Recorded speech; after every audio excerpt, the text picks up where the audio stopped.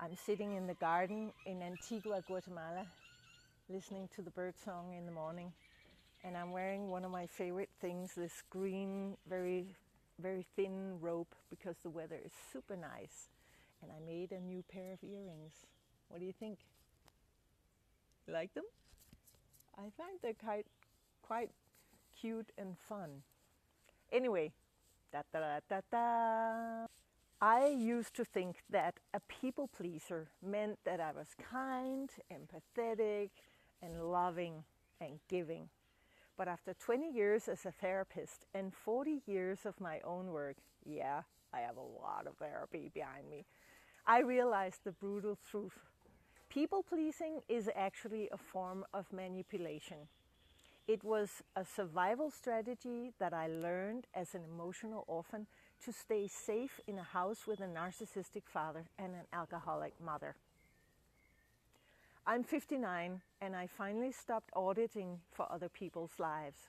It broke my heart to realize that I had spent decades being over-giving and a nice version of a stranger to myself.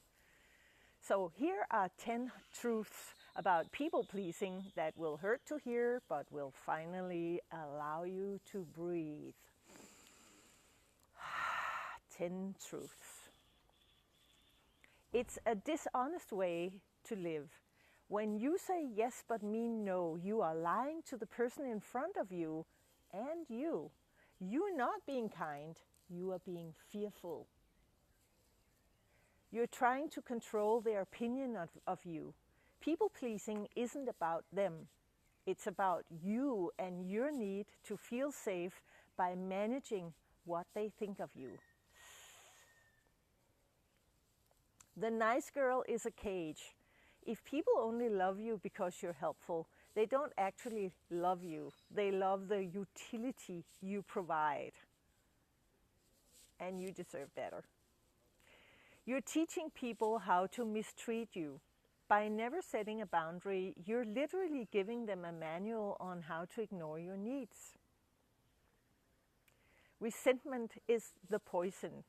Every yes that should have been a no turns into a drop of resentment in your system, and eventually it will make you sick and bitter. I guarantee it. It's a trauma response, not a personality trait. You aren't just a giver. You're not born a giver like that. You're a survivor who learned that being low maintenance was the only way to get crumbs of attention. And it's not worth it.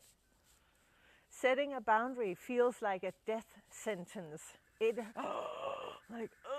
At first saying no will make your heart race and your stomach clench up. That's because your inner child still thinks no means abandonment. So if you recognize this, you probably have an abandonment wound. And that's great, because then you know where to start working. The right people won't mind. This is the biggest shock. And I talk from experience. When you start being direct, the people who truly love you and respect you will stay. Only the ones who were using you will leave. You are neglecting your only responsibility, yourself. Every minute you spend fixing someone else's life is a minute you aren't living your own. Your no is the only way to find your true yes. Until you can say no to the things that drain you, your yes to, for example, nomad life, a husband, or freedom doesn't mean anything. Breaking the habit of being nice was the hardest inner work I ever had to do.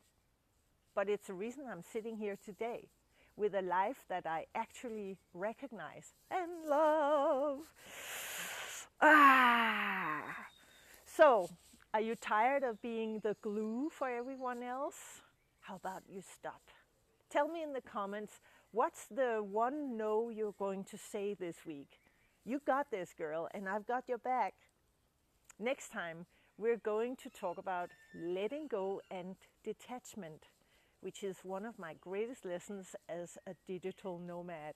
Please subscribe and share these videos if they speak to you, and let's get free! Yeah! See you next time.